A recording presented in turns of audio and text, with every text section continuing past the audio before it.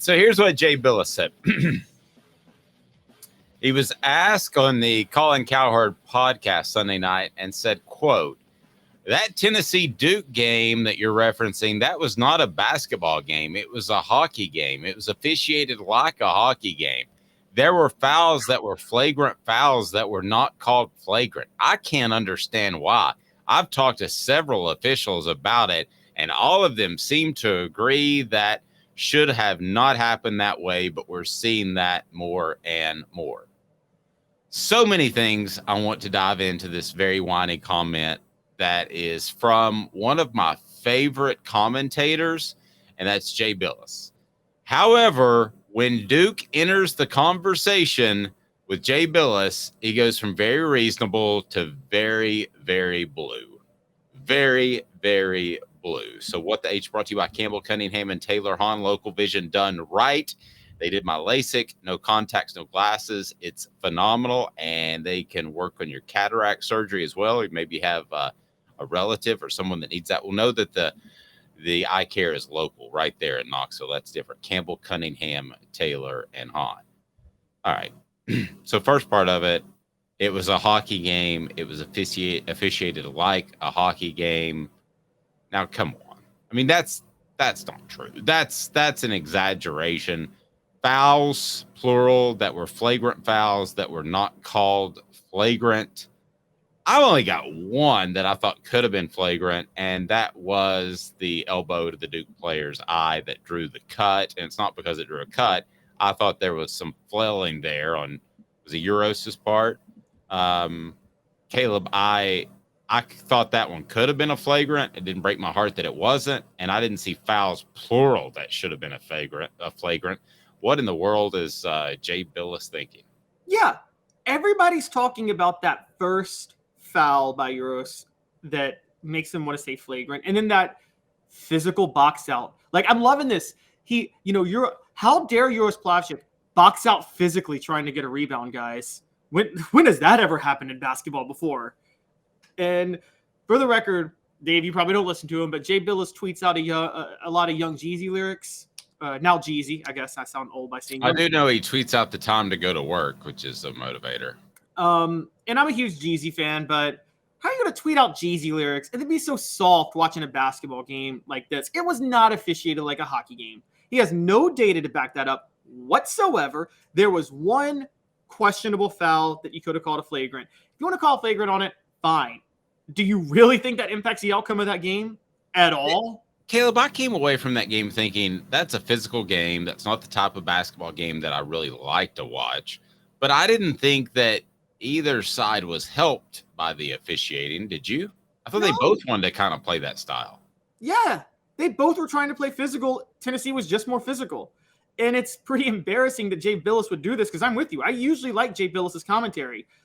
I also a lot of times like Dick Vitale's commentary, and I haven't heard him say anything about Duke, but he usually historically has just been all about Duke and worshiping them too. And the stuff just drives me crazy. The media worship of Duke, and Duke had Grayson Allen. Now I'm going to be fair to Jay Bilas real quick.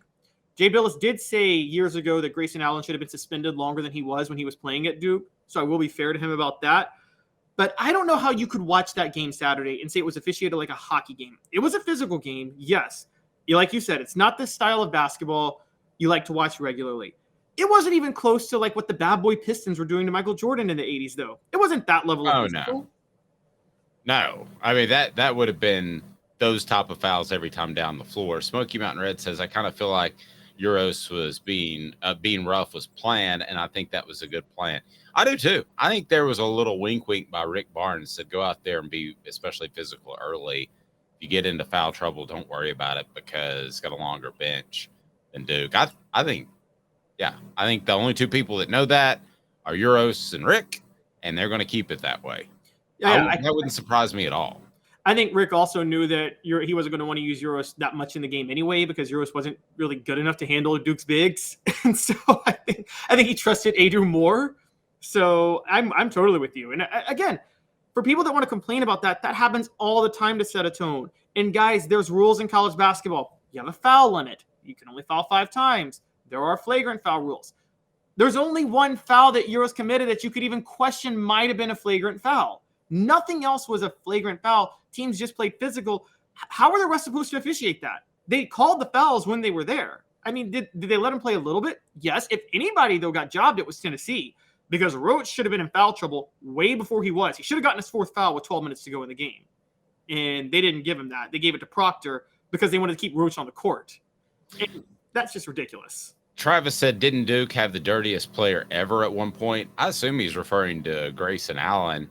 You could refer to some of the elbows and the stomping incident by Christian Laettner as well. So certainly, if you combine those together, I mean, who has a more storied history of just being dirty players than Duke? I mean, that is Duke. That is the sanctimonious, I love the word that Caleb picked yesterday, kind of Duke style. We can stomp on you while you're on the ground and we won't get a technical, but you probably will. We can throw the elbows and you can too, but if you do it, it's a flagrant foul. And again, I'm not going overboard on this because I didn't think it was that physical a game where you stop and you do the flagrant foul calls if you're Jay Bilas and all that sort of thing. I mean, to me, the one that was flagrant is the one that drew blood. But I will say this. I would much, much rather catch an elbow than have to worry about Grayson Allen kicking the ball, than have to worry about Christian Laettner stomping on me. And Grayson Allen had a couple of below-the-belt incidents, didn't he, as well, Caleb? Yes, he did. Yes, he was a below-the-belt guy, kind of Draymond Green style. I don't want people going down there. No, not at all. Now, he's no Chris Paul, who I don't know if you remember when he was at Wake Forest, just took a blatant shot at someone. Yeah, Chris Paul is one of the most annoying players in professional sports. He's so fake. Sorry, that's just my side rant. But yeah, there was Grayson Allen. Before Grayson Allen, their national championship team, the one that John Shire was on, had Nolan Smith, who was known for being a little chippy too, guys. And I'm with you. I'm not knocking that. For the record, Duke-North Carolina rivalry, we always knew this. Duke had even though North Carolina had good coaches, Duke always had the better coach because they had, I would probably say Mike Krzyzewski is the greatest basketball coach of all time. I'd put him above John Wooden just because the different eras he won national titles in. But Duke always had a little bit lesser talent than North Carolina. North Carolina would always have the NBA Hall of Fame talent. Duke would have the NBA role player talent. To kind of make up for that, yeah, they got a little chippy. They would play a little chippy at times to send a message. And all of a sudden, Tennessee does the same thing to Duke, who I think we all agree Duke probably has more NBA talent than Tennessee on this year's team. Yes. And so Tennessee does it to send a message, and all of a sudden Duke cries, "It's a hockey game. It's not fair. We're supposed to be the ones to do this." And it's pathetic. It's embarrassing. It's why nobody likes Duke, because they are so sanctimonious. Plus, they got a ton of fans who can never get into Duke who root for them, like you said. Oh, did I lose you, Dave? No, I got you now. Go ahead. Sorry. Okay. I was going to say, yeah, plus Duke has a ton of fans they're sanctimonious, and they have a ton of fans who can never get into the school and have never even been to North Carolina. And it leads to why everybody gets so annoyed by them. Like I said yesterday, there was institutional support for them. The NBA letting Mike Krzyzewski coach the Olympics 4 times. Media members like Jay Bilas, who did go to Duke, but still running cover for them all the time. Dick Vitale does too. Doug Gottlieb did. It's embarrassing to watch, honestly. And I think that even drives more people against Duke. I'm not saying they're going to have a scandal like Penn State. They didn't under Mike Krzyzewski. And I don't think Mike Krzyzewski would allow that to happen. But they get the same type. Interested where you're going here. No, they get the same type of cover Joe Paterno got before that scandal. Do you remember how much media worship there was of Joe Paterno? As if he was the greatest, moral figure that college football ever had in history, when he never even wore a headset to coach a game. Yeah, there were a bunch of people who thought that he should keep that job no matter what. But I don't know if Mike Krzyzewski ever going down that road. I think that what you're seeing is that I'll give you the fan bases basically that have an issue with Homer media, and it is an issue. And I'm telling you that you think you're a head coach, you would want to have homer media, but here's what happens. They go too overboard sometimes when they cover you. But Alabama football and Kentucky basketball are number one in the SEC as far as having a homer media. If you show up in the school's colors, the press box, you should be thrown out. But then you have a lot of basketball programs, and Tennessee can, I'm not going to call anybody out, but Tennessee can slip down that road as well, because basketball, just in the nature of itself, you don't go all bunker down mentality, Caleb. You actually, you're talking to the coach kind of off the record each and every day. That's just the way basketball is in the SEC. I don't know if it's that way in the ACC, but I think there's a tendency to give basketball players and coaches a little bit more the benefit of the doubt. And I think when it comes to homer media, that Duke is right up there. No question. Well, it's actually worse with Duke than it is with Alabama football and Kentucky basketball for this reason. I don't think national media is homers to Alabama and Kentucky. I don't. I've seen a lot of criticism of Nick Saban in the past from national media. National media is the homer media for Duke.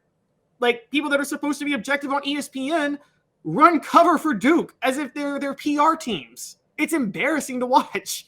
And that's fair. And they've got a hefty presence in Jay Bilas. And then you have Jay Williams on the morning show. So that is a hefty presence. I can guarantee you that those guys, and ESPN in particular, they weren't real happy about losing a Duke in the tournament coverage.